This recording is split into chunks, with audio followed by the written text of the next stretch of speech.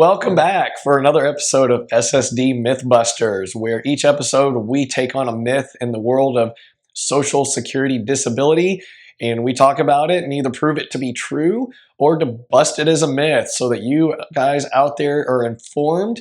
And the way that we do it is we present a myth each episode to our Social Security disability law attorney of over 20 years, Josh Worley, and he helps guide us through everything we need to know on the topic. So Josh, welcome. Thank you. Okay, so the myth today I think is near and dear to many people's hearts, and this has to do with the timing of getting approved for disability. So the myth is it takes 10 years to get approved for disability. Does it really take 10 years or does it just feel that way sometimes? I think it just feels that way sometimes. So that is a myth. It is not, it's certainly not fast to get approved for disability. I talk to people pretty regularly about that are going through this process, and they will say, I've been trying to get on this thing for 10 years and I've never been able to get approved.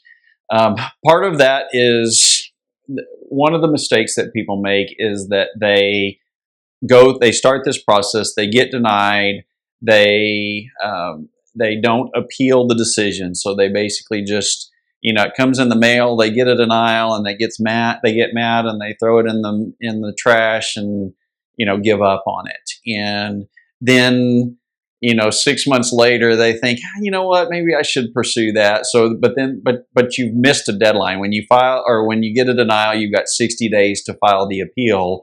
And so then you start over again, do a whole nother application. Well, we've talked about it in previous myth videos about the fact that it's important to keep your case going forward. So if you are at an application level, 30% are approved. And then as you get further along in the process and all the way leading up to a hearing level, 50% are approved. So back to the timing, you don't want to just give up on your case if you get denied. Typical timeframes, let me just talk about typical timeframes as you go through each of these steps. And it varies a bit depending on where you are in the country, but typical timeframes, when you file an initial application, it generally is plus or minus 6 to 9 months to get a decision back. And again, that can vary. We have some places, some areas of the country, clients in Florida, where it's longer than that. In Florida, they're telling us that it's taking even 9 months just for someone to take a look at the case initially, much less get a decision. So, but roughly 6 to 9 months on that initial application. At the reconsideration level, that's the second step in the process. If you get denied and you file that appeal, then that is generally another 6 to 9 months. So that is, that puts you anywhere from 12 to 18 months down the road for those first two steps. If you get denied a second time and you're at a hearing level, then at a hearing level, it's running anywhere from about 6 to 9 months to get that hearing set. So it used to be the application and the recon were a little bit quicker, and then it was, a year and a half to get a hearing scheduled. They're doing a little bit better at the hearing level as far as getting hearings scheduled. So that time frame's come down a little bit, but the application and the recon level feels like it's gone up a little bit, taking a little bit longer. So, all of that is to say, if you're starting out this process, don't go into it with the expectation that you're going to file an application and 3 months later you're going to get an approval in the mail. That's not reality. That's not common. If you're one that happens to, consider yourself fortunate. But more realistically, it can, you can have to go through these different steps, and that it might end up being 2 to 3 years. Now, one thing that I will say that's, that might be discouraging to hear this video and hear that it may take that long.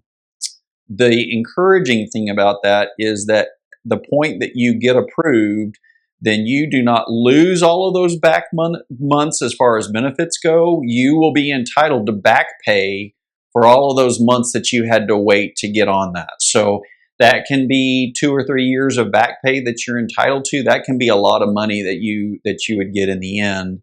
It's tough as you're going through the process, but in the end, when you get approved, boy, that's a relief, and you get a lump sum of benefits at the end. And even when you get, I think you mentioned maybe 6 to 9 months to get a hearing.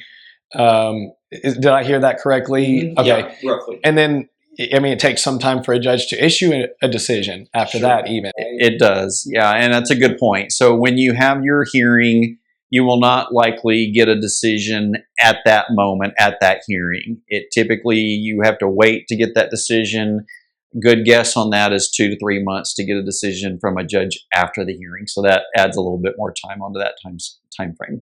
And if someone is trying to kind of get more timing, let's just say 2 to 3 more months past and the judge rules in their favor, what's the time frame for someone's benefits to then start kicking? Is it pretty fast at that point? Yeah, once the decision is issued, then generally they're pretty quick about getting the benefits going, getting your lump sum going, or your lump sum to you, and then getting your monthly benefits. So really getting the judge's decision is kind of the last part of the waiting game. Once you get that, then things happen pretty quickly from that point forward.